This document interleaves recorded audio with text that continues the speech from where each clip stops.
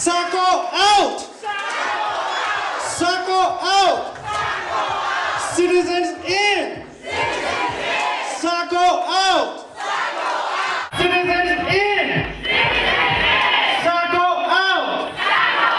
Thank you so much. Thank you.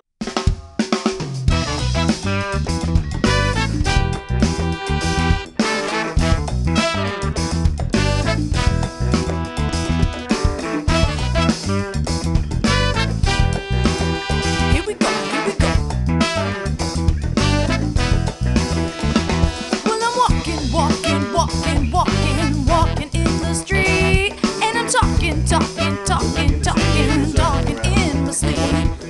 Time is passing, I grow older, things are happening fast. All I have to hold on to is a simple song at last. Let me hear you say, yeah, yeah, yeah, yeah, yeah.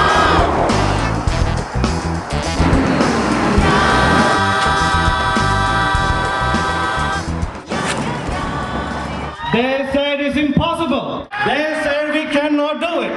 There's something wrong out here. Once we finish this, I'll give you a call. And if you guys are left, then we're gonna do it together and finish this. Here we go.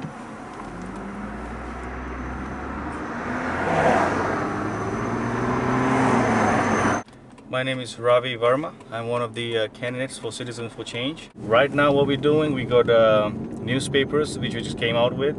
And our local newspaper is pretty much useless for us because the current administration is pretty much ruling over everything. So we can't get our message out. And so what we did, we actually came out with our own newspaper.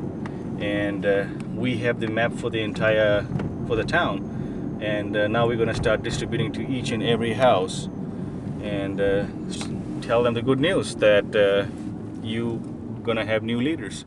So what we're going to do right now, we're going to start from one street, 91st Street, and pretty much go vertical and go to each and every house over here and give them the good news. It's Mike, one of our candidates. The four of us, we're going to take the 6th and 7th wards and just complete them. Mike, talk to me.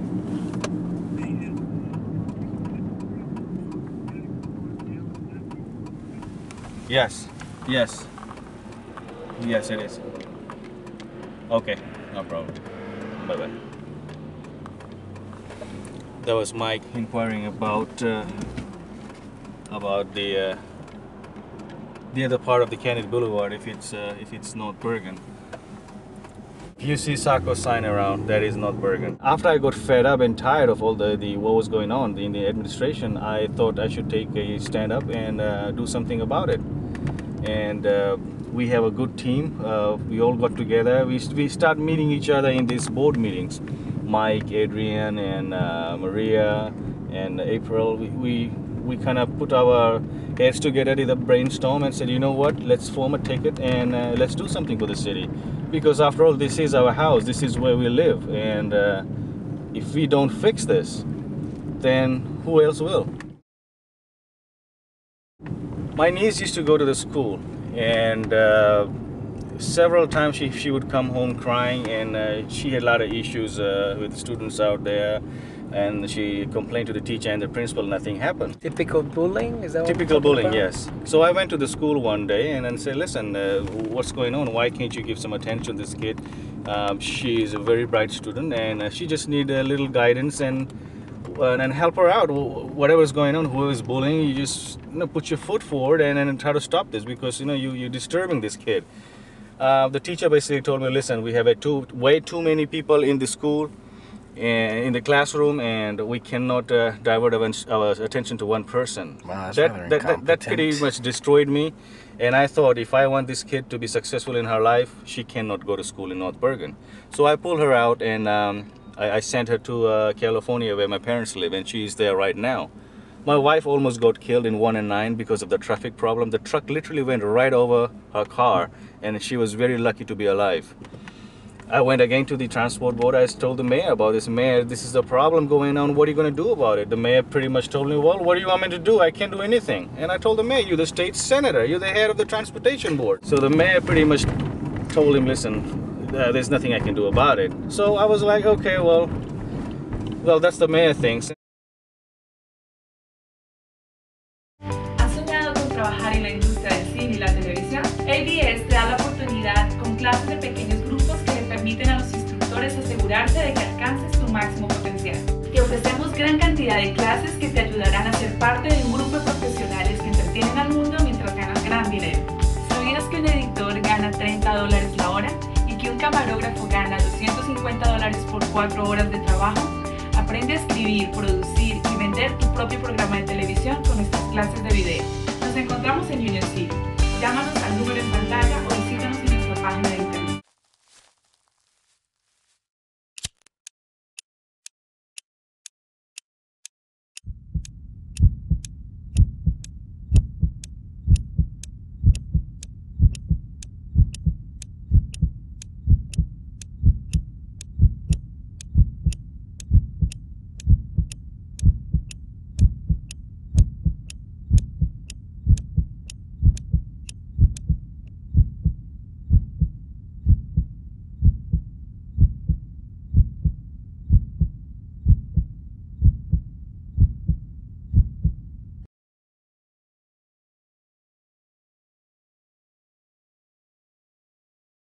I own commercial properties in the town. I own residential properties in the town, and taxes goes up every year. Either the mayor doesn't know how to do math, or maybe I am not literate enough to do some math.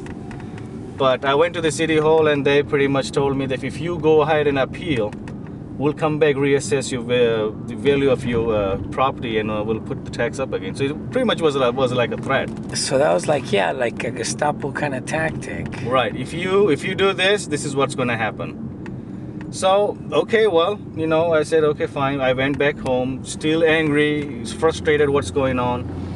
And then finally, I was raw. My house was burglarized. They came inside the house, they took everything. That was the turning point. When the detective came after 2 hours, they were integrating my wife and I like we staged it. It really pissed me off, and I told them, listen, you need to get out of my house. And then that's when I put my foot forward and I said, listen, you know what? This is it. Enough is enough. Enough is enough, and now I'm gonna run this ticket, and once I get elected, we're gonna change things around because we care. When we started doing this, we didn't have much time to get the petition signed. We only had a couple of days. In 3 days, we did more than 400 signatures. Wow. And about 80% of them were Indians, because I kind of reached out to them because they're part of my community, and they supported me. And we are on the same page. They know what's going on, and they want to make change. So they signed for me and the rest of the candidates.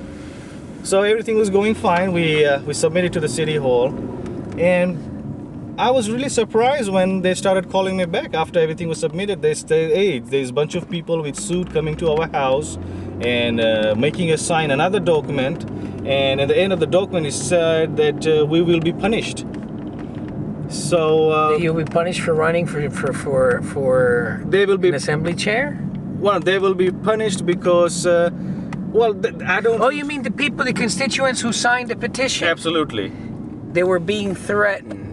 They were being threatened that if this goes through, or you sign for these people, and these people are no good, and the current administration, Mayor Sacco, he is a nice person, and what you did was wrong. This is what they were telling all the people, the business owners, and the residential, and they were making them sign another petition saying we're gonna throw them out, and please take all the petitions off, and this is like our petition towards the town.